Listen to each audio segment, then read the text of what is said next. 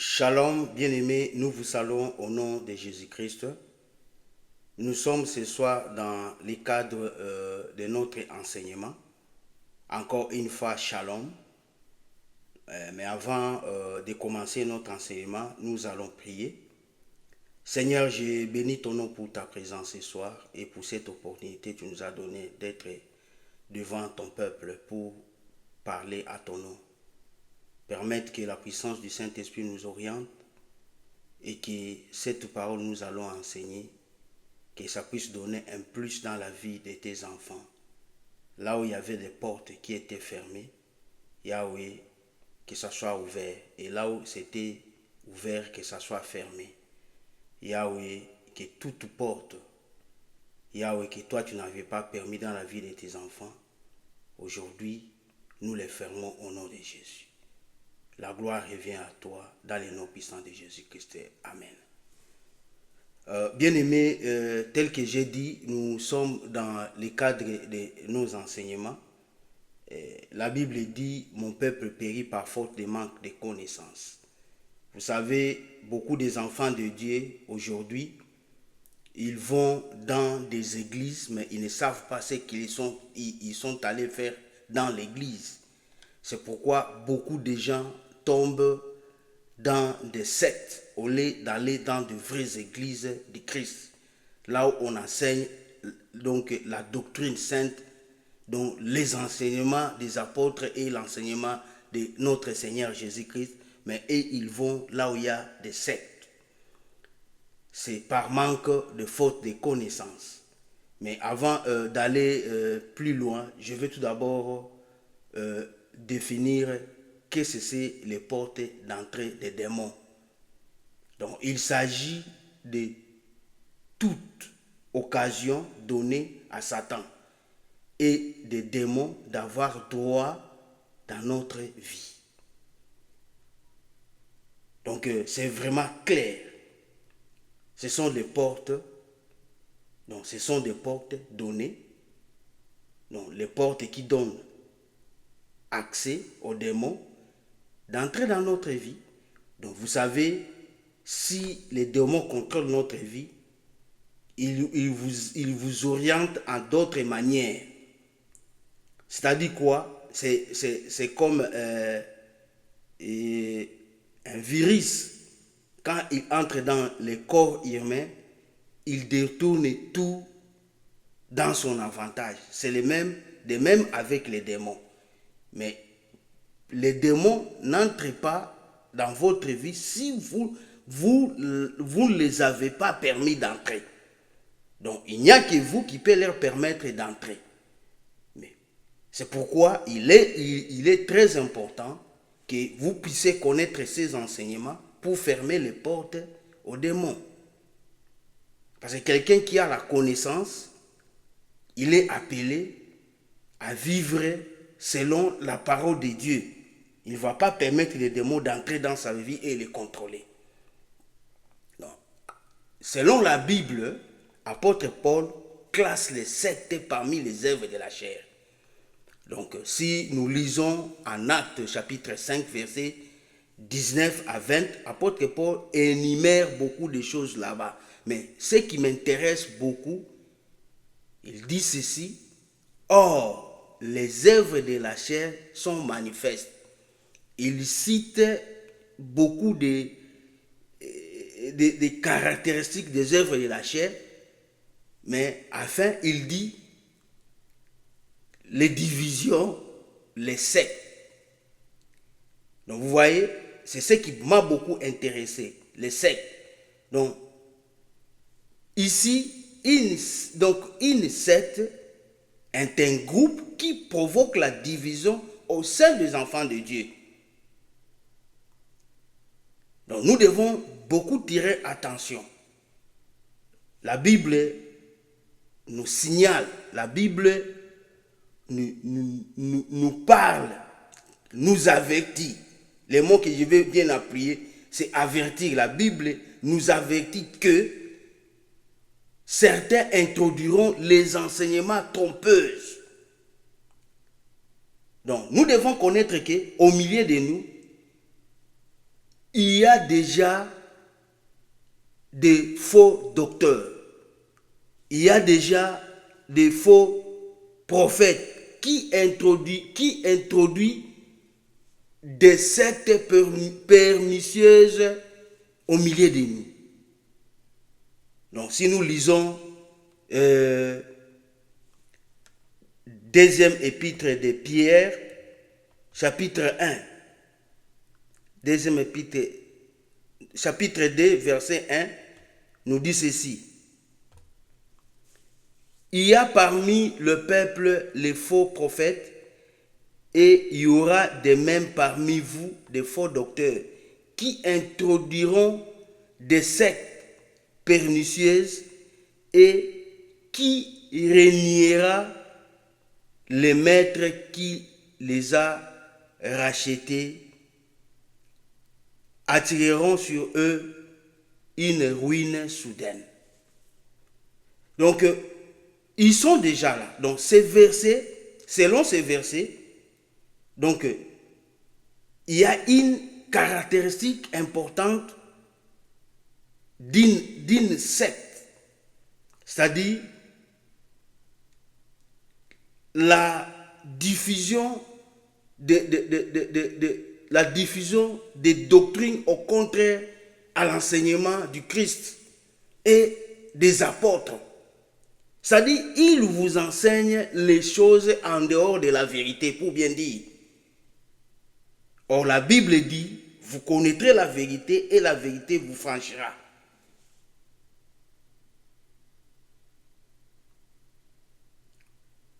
Vous connaîtrez la vérité et la vérité vous franchira.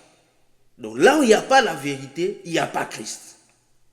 Donc c'est que nous devons. Donc là où il n'y a pas la vérité, il n'y a pas Christ. Et là où il n'y a pas Christ, directement, ce sont des sectes. C'est ce que nous devons retenir.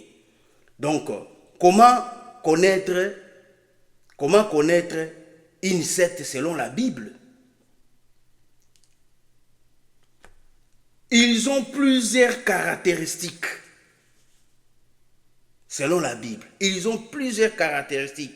Donc, je vais aller mollo et sûrement pour vous faire comprendre. Vraiment, toi qui me suis, ouvre tes oreilles, tire beaucoup d'attention à ce que j'ai dit. Ça va beaucoup t'aider et je te demanderai, même quand toi tu écoutes, il faut partager avec les autres. Partager cet enseignement. Aimer cet avènement pour que ça puisse nous permettre de continuer à enseigner et que nous puissions garder notre crédibilité sur le YouTube, sur Facebook et sur TikTok. C'est vraiment très important. C'est la manière, nous vous demandons que ça, montrer vraiment l'amour, toi qui nous suis, à partager cette émission. Je vais continuer.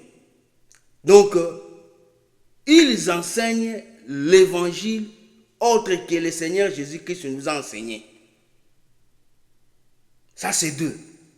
Ils enseignent l'évangile autre que le Seigneur Jésus-Christ nous a enseigné. Mais la Bible nous dit ceci, en Galates chapitre 1, verset 8 à 9. Si quelqu'un vous annonce un autre évangile que celui que vous n'avez pas reçu, qu'il soit anathème. Écoutez ce que la Bible nous dit. Galates chapitre 1, verset 8 à 9. La Bible nous dit ceci. Mais quand un ange du ciel annoncerait un autre évangile que celui que nous vous avons prêché, qu'il soit anathème. Nous l'avons dit précédemment et je le répète à cette heure. Si quelqu'un vous annonce un autre évangile que celui que vous avez reçu, qu'il soit anathème. Mais bien aimé, c'est clair. Noir sur blanc. Donc, si c'est vraiment l'autre évangile que vous n'avez pas reçu, Donc, il faut rejeter cet enseignement-là. Ce n'est pas l'enseignement du Christ, il faut le rejeter. Donc, nous devons toujours examiner les groupes que nous entrons, l'église que nous entrons, quel est leur enseignement. N'ayez pas honte de poser la question. Est-ce que ce sont les enseignements que vous nous enseignez, c'est vraiment biblique ou bien ça vient de quelque part qui n'est pas biblique? Quelle est votre base? Quelle est votre doctrine? C'est une doctrine chrétienne ou pas? Parce qu'ils viendront vous dire que nous sommes des chrétiens, mais ils ne sont pas des chrétiens. Ils vous diront ça parce qu'ils savent que vous êtes ignorants. Permettez, peut-être beaucoup de gens peuvent dire pourquoi pasteur dit que nous sommes des ignorants. Non, je n'ai pas dit que vous êtes des ignorants, mais ces gens-là, quand ils vont venir, ils vont profiter de votre ignorance pour annoncer l'enseignement, les faux enseignements qui ne conforment pas donc à l'identité de Christ. C'est vraiment très important. Je connais quelqu'un que j'ai rencontré, qu'on travaille avec lui ensemble, parce que je ne connais pas là où il prie, mais un jour, il voulait m'apprendre qu'on peut baptiser les morts. Donc vous voyez un peu, parce qu'il ne connaissait pas qui suis-je, il voulait m'apprendre qu'on peut baptiser les morts. Or, dans quel sens on peut baptiser les morts? Donc vous voyez, et il a cherché même de me convaincre. Et deuxième chose qu'il voulait m'apprendre aussi, que après la mort, quand quelqu'un est marié, quand ils vont se rencontrer au ciel, je m'excuse, quand ils vont se rencontrer au ciel, ils vont compter leur vie de couple là-bas au ciel. Vous voyez un peu. Si vous n'êtes pas, vous ne lisez pas la parole, donc vous risquez de tomber dans de telles choses et vous perdez votre esprit chrétien, vous perdez votre vie chrétienne. Le deuxième caractéristique, il nie la personne de Jésus-Christ ou les œuvres de Jésus-Christ. La Bible nous dit clairement, tout esprit qui ne confesse pas Jésus, qui ne confesse pas Jésus n'est pas Dieu, donc ce sont les antichrists. Jean chapitre 1 Jean chapitre 4 verset 3. 1 Jean chapitre 4 verset 3. La Bible est claire. La Bible dit ceci. Et tout esprit qui ne confesse pas Jésus n'est pas Dieu, c'est celui de l'antichrist dont vous avez appris, Donc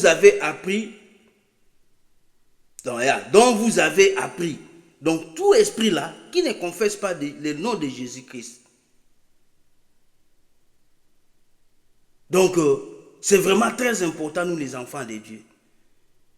Ils viendront, ils nient l'autorité de Jésus, la divinité de Jésus-Christ. Quelqu'un autre qui est venu m'enseigner, il est venu, on était toujours dans le travail. Ils sont là beaucoup au travail, il faut beaucoup tirer attention. Il voulait me convaincre pour dire que Jésus-Christ est devenu en 1914. Voilà l'inconvénient. Jésus-Christ est devenu en 1914.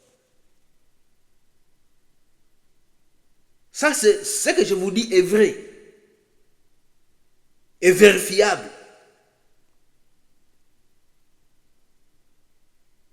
Donc, nous devons, nous, en tant qu'enfants de Dieu, examiner la parole et considérer toutes ces personnes-là qui vous enseignent comme des faux docteurs et considérer aussi qu'ils sont dans les sectes et puis il faut s'éloigner d'eux. Parce que la Bible nous dit il n'y a pas une relation entre la lumière et les ténèbres. Comment toi tu peux être lumière et tu veux avoir la relation avec les ténèbres? Non, ça ne se fait pas. Donc il faut t'éloigner. Il faut t'éloigner. Nous sommes en train de continuer, il faut t'éloigner. 3. Donc, avant d'entrer en 3, je vais souligner quelque chose. Ce sont les gens qui déforment la parole de Dieu, qui déforment l'identité de notre Seigneur Jésus-Christ. Et 3 ici, ils placent donc la tradition humaine au-dessus de la parole de Dieu. Souvent, mes bien-aimés, ils sont très intelligents. Souvent, ils vont vous dire, vous savez, rendre à César ce qui est à César, à Dieu ce qui est à Dieu. C'est souvent leurs paroles qu'ils utilisent. Vous voyez? Ils viendront pour vous dire même ce que les Écritures disent. Souvenez-vous, quand Satan cherchait à tenter Jésus, il a utilisé la Bible. La parole de Dieu dit, les Écritures disent. Vous voyez? Donc, pour bien vous séduire, vous rendre faible, ils doivent utiliser les Écritures. Or, si vous ne lisez pas les Écritures, si vous ne connaissez pas les Écritures, vous serez faible. Ils vont vous initier à faire la doctrine humaine, la tradition humaine qui est les commandements de Dieu.